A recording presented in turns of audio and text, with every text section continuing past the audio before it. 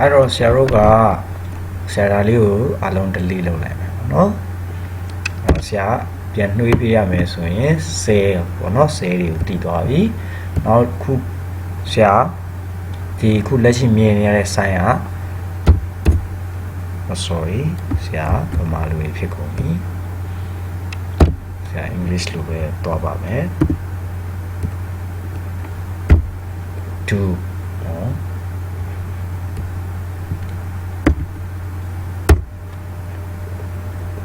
ဆရာဒီမှာ clear format လုပ်လိုက်မယ်နော်ဒါလေး format တွေ clear ဟောပါနော်အဲ့တော့ဆရာဒီမှာ2ရိုက်တယ်ဆရာဥပမာဒီမှာ ICT ရိုက်တယ်တဘောကဟုတ်ပြီဆရာဒီမှာ man day လို့ရိုက်မယ်ဟုတ်ပြီပြီးရင်ဆရာဒီမှာ1ရယ်ဆရာ2ရယ်ရိုက်ပြီအဲ့တော့ဆရာဒါအပေါင်းအကြီးက select လုပ်တာ select လုပ်ပြီးတော့ဆရာဒီ margin ဆဲရဲ့ margin เนาะဆဲရဲ့ border ကိုထောက်လိုက်ရင် move sign လေးမြားလေးနဲ့ပြမယ်ဒါ move လုပ်တာပေါ့เนาะဆရာဒါ move လုပ်တာပြီးရင်ဆရာဘာလုပ်လဲ copy လုပ်လို့ရတယ်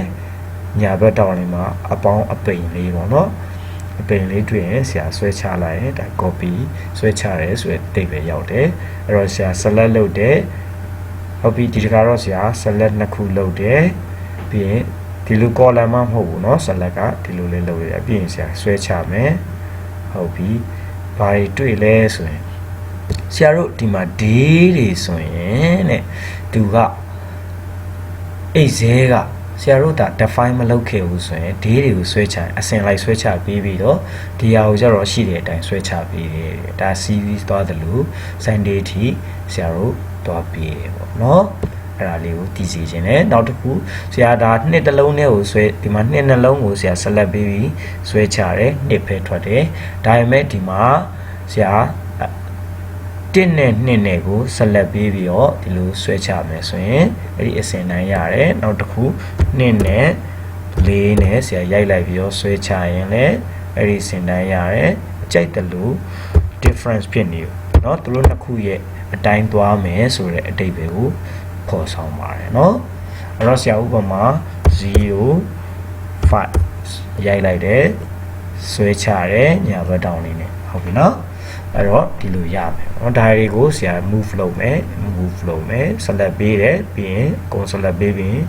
move လိုက်တယ်ပေါ့เนาะဒါဆိုရင်ဆရာ move တယ်ဟုတ်ပြီအဲ့တော့ဆရာတို့ကဒါဒီလိုတွေလည်းမရိုက်ချင်ဘူးနည်းနည်းကဏ္ဍတွေကိုလည်းလွယ်သွားခြင်းနေဆိုရင်ဆရာတို့ကတခြားနီလန်ရှိသေးတယ်ပေါ့နော်ဒီမှာဆိုရင်ဆရာတို့က CV ဆိုတာရှိတယ်ဘယ်ထဲမှာလဲဆိုတော့ home tab ဟုတ်ပါနော်ဆရာအစားပြန်ခေါ်မယ် home tab ထဲမှာ font လည်းမဟုတ် alignment လည်းမဟုတ် number လည်းမဟုတ်ဘူးဆရာတို့ဒီ editing ထဲမှာရှိတယ်ဒီမြားလေးကိုဆွဲခေါ်လိုက်ရင်ဆရာတို့က CV ဆိုတာကိုဆရာတို့လုပ်လို့ရတယ်ဥပမာ CV ကိုကျွန်တော်ဆရာယူလိုက်တာနဲ့ row လိုက်ဆရာရိုက်မှာလား column လိုက်ရိုက်မှာဒါဆိုဆရာ column လိုက်တွေရိုက်နေတာပေါ့နော်ဒီမှာဆိုရင် column လိုက်တွေရိုက်နေတာဒါကြောင့်ဆရာ column လိုက်ရိုက်မယ် start ကဆရာတို့က1ပေါ့နော်ဥပမာဆရာ1 stop value ကိုဆရာဥပမာဆရာ10ထားလိုက်မယ်ပြီးရင်ဆရာ okay နှိပ်လိုက်မယ်sorry 1နဲ့စ define လုပ်ပေးမယ်ပြီးရင်ဆရာ CV ကိုရွေးမယ်ပြီးရင် start value ကိုဆရာ2ထားလိုက်မယ် start value ကိုဆရာ start value ကိုဆရာ20ထားလိုက်မယ်ပြီးရင်ဒီမှာဆရာ column အလိုက်ဆွဲချမယ်ဆိုဆရာ column ကိုရွေးလိုက်တယ်ဆိုတော့ဆရာတို့က start value 2ဆိုတော့1နေစမယ်စမှတ်ကိုသူမှတ်ပေးဖို့လိုတယ်ပြီးရင်20ထိသွားမယ်လို့ဆရာပြောလိုက်တာဆိုလိုတာက tick ကိုဆရာရိုက်ပြီးသားသူ့ရဲ့ကွာခြားချက်က3ဆရာပြန်လုပ်ပြမယ် tick ကိုဆရာရိုက်လိုက်တယ်ပြီးရင် CV ဒီ drop down arrow လေးကိုယူတယ် CV ကိုယူတယ်ယူပြီးရင်ဆရာဘာယူလဲ column လိုက်ဆွဲမှာဖြစ်တဲ့အတွက် column ကိုယူတယ်ဆရာရဲ့ကွာခြားချက် step ဆိုတော့တစ်ခုနဲ့တစ်ခုကွာခြားတဲ့ခြေအဆင့်တစ်ဆင့်ချင်းဘယ်လောက်ကွာခြားလဲဆရာနှစ်ကွာမယ်လို့ပြောခဲ့တယ်ပြီးရင်ဆရာဒီတခါနှစ်လို့ရေးလိုက်မယ်ဒီတခါဆရာနှစ်ကွာတယ်တစ်ကစပြီးတော့နှစ်ကွာမယ်လို့ဆရာပြောခဲ့တယ်ဆရာတစ်ကို select ပေးဖို့လိုတယ်ဟုတ်ပြီနော်ဆရာတစ်ကို select ပေးဖို့လိုတယ်ဆရာပြန်လုပ်ပြမယ်ဒီချာမှားပြနေတာပါအဲ့တော့2 ဟုတ်ပြီနော်ပြီးရင်ဆရာ22ကိုလုံးမယ်ပြီးရင်ဆရာ okay ဟုတ်ပြီနော်အဲ့တော့ဆရာတို့ကစမှတ်ကိုမှတ်ပေးဖို့လိုတယ်ဒီ auto series ကိုသုံးရင်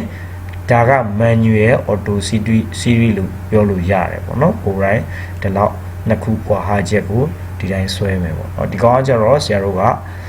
ကွာဟာချက်က2ဖြစ်နေတယ်ဆရာအဲ့တော့ဒီနှစ်ခုကိုပြန်ပြီးတော့ delete လုပ်ပြမယ်ဟုတ်ပြီနော်ဆရာတရားကို2နဲ့စမယ်ဟုတ်ပြီဆရာတရားကိုပြန်ထောက်မယ် series ကိုသုံးမယ်ဒီအကောင်ကိုထောက်ပေးဖို့လိုရယ်နော်ဆရာပြန်စပြီနော် series ကိုသုံးမယ် series ကိုရွေးပြီးဆရာ column လိုက်သွားမယ်တစ်စီပဲကွာမယ်ဆိုလိုတာတစ်ပြီးနှစ်လာချင်တာเนาะသူရဲ့အဆင့်ကွာခြားချက်ကတစ်ခုပဲကွာမယ်ဆရာဥပမာ15ထိရိုက်ပါမယ်ဆိုပြီးတော့ဆရာရေးလိုက်တယ်ရွေးရမယ့်တိုက်ကလည်း linear ဆိုတာဆရာတို့ပေါင်းသွားတဲ့ပုံစံကိုတွားတာပါဟုတ်ပြီเนาะဟုတ်ပြီဆရာနောက်တစ်ခုရွေးပြမယ်2 4 6 8 10ရိုက်ချင်တယ်ဆိုတော့တစ်ခုအကွာဝေးကနှစ်ကွာတယ်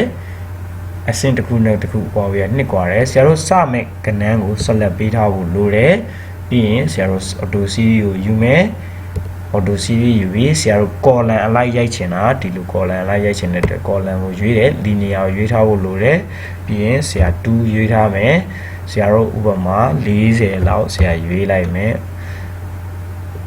ဟုတ်ပြီနော်2 4 6 8 10ရတယ်ဒါကတော့ဆရာတို့ auto series ကိုသုံးပြီးတော့ရေးတာဆရာတို့ manual လဲတွားလို့ရတယ်ပေါ့ဥပမာဆရာ2နဲ့4နဲ့နှစ်ခုရွေးတယ် auto series ဆိုရင်ဆရာတို့အစမှတ်ကိုထောက်ရုံပဲ manual နဲ့ series ဆွဲချမယ်ဆိုရင်နှစ်ခုထောက်ရမယ်ပြီးရင်ဒီ page size လေးပေါ်အောင်လုပ်ပြီးဆွဲချရမယ်ကိုယ်အဆင်ပြေတာကိုအသုံးပြုလို့ရနိုင်ပါတယ်နော်အဲ့တော့ဆရာတို့ကဒါဟုတ်ပြီအဲ့တော့ဆရာကနှစ်ကိုသုံးလိုက်ပြီနှစ်ကိုထပ်ရေးရဲ့ auto series ကိုဆရာယူရဲထပ်ပြီးတော့ပြီးရင်ဆရာ column ပြီးရင်ဒီက group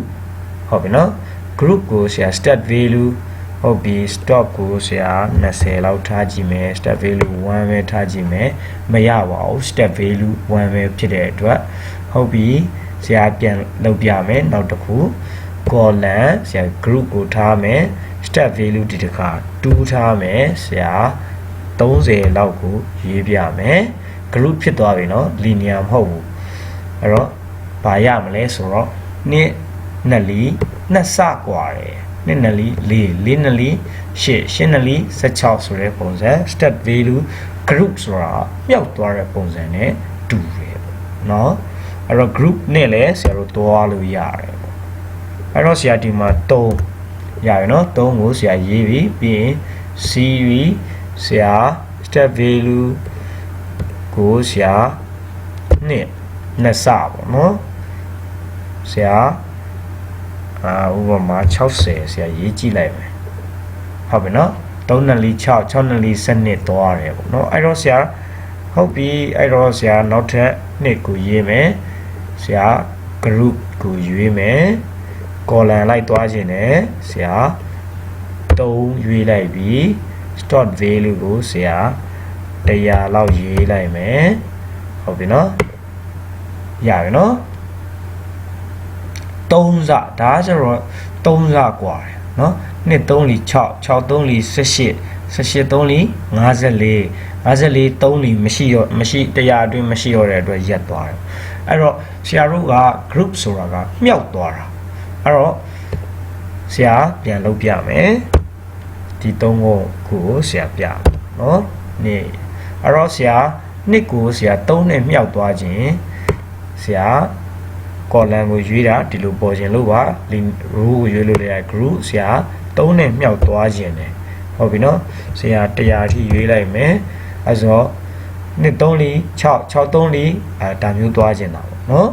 ရပြီနော်အဲ့တော့ဆရာဒီမှာ3ကိုဆရာနှစ်စရင်းနဲ့သွားရတယ်ပေါ့နော်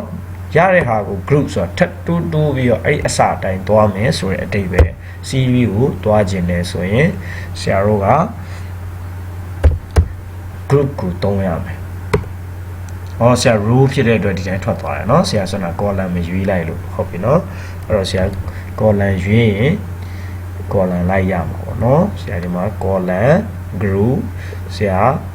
3ကိုနဲ့ဟိုမှာ နှစ်ဆစီသွားမယ်80ထိသွားမယ်ဆိုရင်ဆရာဒီ CV လေးရမယ်ဒါကတော့ auto fill CV ပေါ့နော် auto fill CV အသုံးပြုခြင်းလို့ခေါ်ရဲပေါ့အဲ့တော့ဆရာတို့အပေါင်း၃မျိုးဟဲ့ဒီအပေါင်းကြီးရဲ့ဒီ move sign ရဲ့ဒါရဲ့ဒီအပေါင်း sign ၃မျိုးသိပြီးရဲ့နောက်မှာဒီ auto CV လေးသိတယ်ဆိုရင်ဆရာတို့ဘာတွေလုပ်လို့ရလဲ level တွေ number တွေဟိုဆရာတို့ဆွဲချပြီးတော့ auto လုပ်လို့ရတယ်လို့ဒီလို auto CV နဲ့ဆရာဥပမာ1ကနေဆရာစပြီးတော့ဆရာဘယ်ကိုသွားမလဲဆိုတော့100အထိ linear လိုက်ပေါ့နော်ဒီမှာကျတော့ linear သုံးရမယ်မြောက်ပြီးသွားတဲ့ပုံစံမဖြစ်ဘူးဆိုတော့ဒါမျိုးရေးချလိုက်လို့ရတာပေါ့နော်ဆရာတို့ဒါဆို100အထိရသွားပြီဆရာတို့ scroll bar လေးကိုဆွဲကြည့်ရင်ပေါ့နော်ဆရာတို့ပြန်ဖြတ်လိုက်ပါနော်အဲ့တော့ဆရာအနေနဲ့ဒီနေ့ပြောတာတော့ auto CV ဟုတ်ပြီဟိုတနည်းကဆရာပြောထားတဲ့ဟာမှာဘာကြံခဲ့လဲဆိုတော့ဆရာ order tab လေးကိုတုံးပြဖို့လိုတာပေါ့အဲ့တော့ဆရာတို့ကဥမာဆရာဥပမာ information commu and ICATI communication DECHNOLOGY technology လို့ရေးလိုက်တဲ့အချိန်မှာဆရာဒီ set ကွက်ထဲပဲရေးတာ H14 ဒါပေမဲ့ဒီ set ကွက်ကဒီမှာပြနေတာသူများ set ကွက်တွေကိုကြော်ပြနေတာဒါပေမဲ့တကယ်ဒီ set ကွက်ကတက်ဒီမှာထောက်ကြည့်လိုက်ရင်တက်ဆိုလိုတာကဒီကောင်ကိုချဲကြည့်လိုက်ရင်ဒီထဲမှာပဲရှိတယ်ဒီ set ကွက်ကအဲ့တော့ဆရာတို့ကအဲ့ဒါကိုဒီ which ဟဲ့အနံလေးထဲမှာပဲရောက်ချင်တယ်ဆိုရင်ဆရာတို့ကနောက်တနည်းရိုက်လို့ရတာပေါ့အဲ့ဒါကို wrap dash ခေါ်ပြီးတော့ရိုက်လိုက်လို့ရဒါဆိုရင် wrap dash ကျတော့သူအဆင်ပြေသလိုလုပ်ပေးတာပေါ့နော်အဲ့တော့ဒီမှာဆိုရင် information communication ဒါ wrap dash လုပ်လိုက်တဲ့အတွက် space bar တစ်ချက်တွေ့တိုင်းသူက wrap dash လုပ်ပြီးသွားတယ်ပေါ့နော်အဲ့တော့ဆရာတို့ကအဲ့လိုမဟုတ်ဘူးရတယ် wrap dash ကိုဒီလိုလုပ်ပြီးတော့ဆရာတို့လုပ်လို့ရတယ်ပေါ့နော်အဲ့ဒါမှမဟုတ်ဘူးဆရာတို့က ဆရာ FORMAT information ပြီးရင်ဆရာတို့ order tab ဆိုပြီးတော့ order under ဆိုရင်ဒါ wrap tab ပဲနောက်တစ်ကြောင်းဆင်းသွားရင် information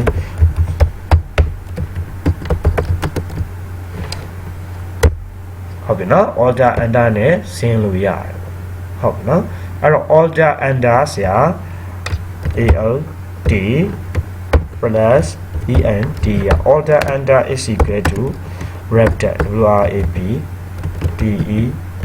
wrap tab ဆိုတာလေးကိုတည်ထားဖို့လိုတယ်เนาะအဲ့တော့ဆရာတို့ဘာဖြစ်လို့ဒါကြီးတည်ထားဖို့လိုလဲဆိုတော့ဆရာတို့ခုနလိုမျိုးတကြောင်ကြီးမဖြစ်စေချင်လို့အဲ့တော့ဆရာပြန်ရိုက်ပြမယ် and FORMAT information ဆရာ COMMUNICATION ပြီးမှဆရာ order under နှိပ်လိုက်တယ်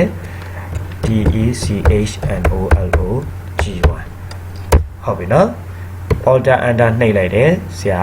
wrap dash ရပါတယ် space bar တစ်ချက်တိုင်းကိုသူ wrap dash ပေးတယ်ပေါ့နော်